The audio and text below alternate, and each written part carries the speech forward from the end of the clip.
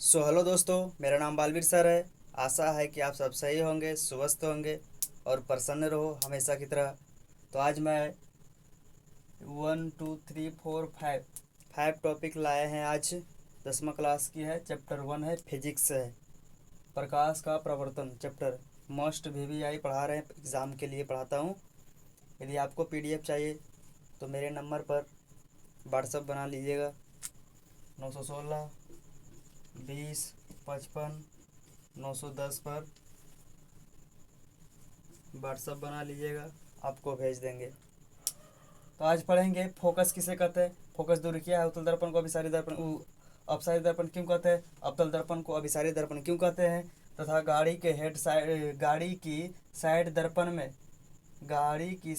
दर्पण में उत्तल दर्पण का ही प्रयोग क्यों करते हैं, कोई कारण क्या है। आज ये सब टॉपिक समझेंगे। तो कह रहा है इसमें कि फोकस किसे कहते हैं, फोकस क्या है। तो जब प्रकाश की किरणें, ये क्या है, प्रकाश है, ये प्रकाश है। जब प्रकाश की किरणें किसी दर्पण पर प्रधान अक्ष की समांतर आपतित होती है तो दर्पण से टकराने के बाद प्रधान अक्ष की जिस बिंदु पर मिलती है उसे फोकस कहते हैं। फोकस किसे कहते हैं, ये प्रकाश गया प्रधान अक्ष की समांतर और दर्पण से टकराने के बाद प्रधान अक्ष पर ही जिस बिंदु पर मिलता है किरण, उसे क्या कहते हैं, फोकस कहते हैं। समझ में आया। फोकस किसे कहते हैं, जब प्रकाश से किरणें प्रधान अक्ष की समांतर किसी दर्पण पर आपतित होती है या पड़ता है तो दर्पण से टकराने के बाद प्रधान अक्ष के जिस बिंदु पर मिलता है उसे क्या कहते हैं, उसे फोकस कहते हैं। अब फोकस दूरी क्या है, फोकस को बड़ा एफ से सूचित करते हैं, फोकस को बड़ा एफ से सूचित करते हैं। अब कह रहा है कि फोकस दूरी क्या है, तो फोकस तथा ध्रुव के बीच वाली दूरी को फोकस दूरी कहते हैं।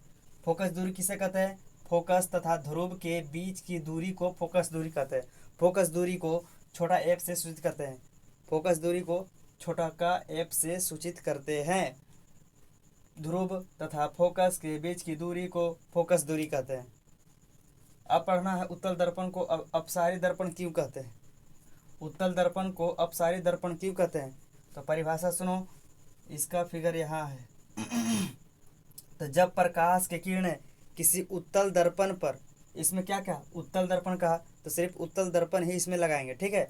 कह रहा जब प्रकाश की किरणें किसी उत्तल दर्पण पर प्रधान अक्ष की समांतर आपतित होती है या पड़ती है तो दर्पण से टकराने के बाद प्रकाश विस्तृत बिखर जाती है, जिधर उधर क्या होता है, बिखर जाती है, उसे क्या कहते हैं, उत्तल दर्पण को ही अपसारी दर्पण करें। अपसारी दर्पण के मतलब हुआ है बिखरना। ये क्या है, उत्तल दर्पण है और उत्तल दर्पण में क्या है, सभी उठा हुआ है। तो यहाँ प्रकाश पड़ा, अब उठा हुआ है तो प्रकाश पड़ेगा तो सब बिखर जाएगा ऐसे ही। तो इसीलिए प्रकाश पड़ा और सभी किरणें क्या हो गया, बिखर गया, जिधर तिधर क्या हुआ, छितरा गई। इसीलिए कहते हैं उत्तल दर्पण को अपसारी दर्पण कहते हैं। उत्तल दर्पण को अपसारी दर्पण क्यों कहते हैं, जब प्रकाश से किरणें किसी उत्तल दर्पण पर पड़ती है तो पड़ने के बाद सभी किरणें बिखर जाती है, इसीलिए कहते हैं उत्तल दर्पण को अपसारी दर्पण कहते हैं, ठीक है। अब कह रहा अवतल दर्पण को अभिसारी दर्पण क्यों कहते हैं, इसमें अंतर, इसमें अपसारी कह रहा, इसमें कह रहा अभिसारी। तो अभिसारी के मतलब हुआ है एक बिंदु पर सभी मिलना, ठीक है। तो कह रहा जब प्रकाश की किरणें किसी अवतल दर्पण पर, जब प्रकाश की क्या अवतल दर्पण है, जब प्रकाश की किरणें किसी अवतल दर्पण पर पड़ती है तो अवतल दर्पण पर पड़ने के बाद प्रधान अक्ष पर सभी किरणें एकजुट पर मिल जाती है, उसे क्या कहते हैं, अवतल दर्पण को अभिसारी दर्पण कहते हैं। इसका मतलब है कि अवतल दर्पण क्या धंसा हुआ रहता है, अब वहाँ पर सभी प्रकाश पड़ेगा तो सभी क्या होगा, एक बिंदु पर क्या होगा, सभी मिल जाएगा। तो अब धंसा हुआ है तो आखिर ऐसा ही पता चलेगा कि क्या दर्पण से टकराने के बाद एक बिंदु पर क्या होता है, एकाग्र हो जाएगा, मतलब मिलने लगेगा एक ही बिंदु पर, ठीक है। तो कह रहा जब प्रकाश की किरणें किसी अवतल दर्पण पर प्रधान अक्ष के समांतर या नहीं भी समांतर कह सकता है, ठीक है।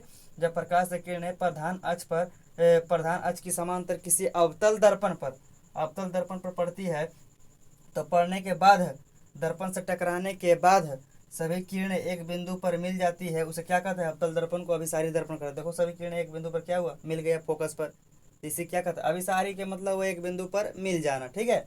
अब कह रहा गाड़ी के साइड दर्पण में उत्तल दर्पण का ही प्रयोग क्यों करते हैं। गाड़ी के साइड जो बड़ा बड़ा गाड़ी होता है ना, जो आईना होता है, जो ड्राइवर के आगे में जो आईना लगा हुआ रहता है पीछे देखने के लिए, कह रहा उत्तल दर्पण का ही प्रयोग क्यों करते हैं, अवतल दर्पण का प्रयोग क्यों नहीं करते हैं। तो इसका कोई कारण है। तो कह रहा है इसमें गाड़ी के साइड में दर्पण में मिरर दर्पण में, मिरर मतलब दर्पण में उत्तल दर्पण का ही प्रयोग क्यों नहीं करते हैं, वही उत्तल दर्पण का ही प्रयोग क्यों करते हैं, अवतल दर्पण का प्रयोग क्यों नहीं करते हैं।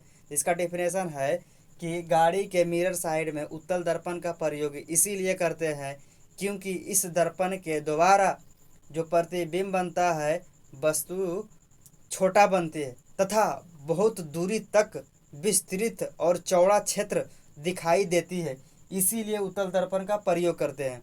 क्योंकि उत्तल दर्पण का प्रयोग इसीलिए करते क्यों करते हैं, क्योंकि वस्तु क्या छोटा प्रतिबिंब बनता है और विस्तृत क्षेत्र दिखाई देता है चारों ओर, क्या करते हैं देख लेते हैं। लेकिन अवतल दर्पण में ऐसा नहीं होता है।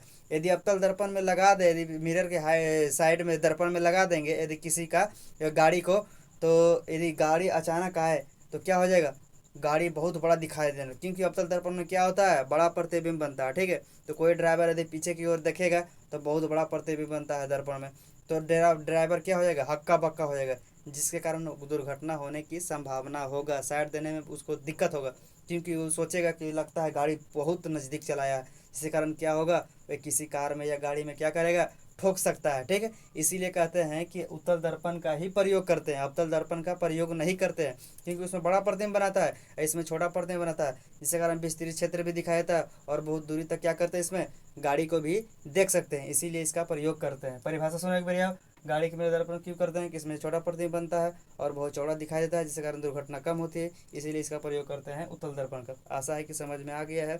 अच्छी लगे वीडियो चैनल को सब्सक्राइब करो एंड शेयर करो, लाइक करो, कमेंट करो। जय हिंद। अगले नेक्स्ट मिलते हैं।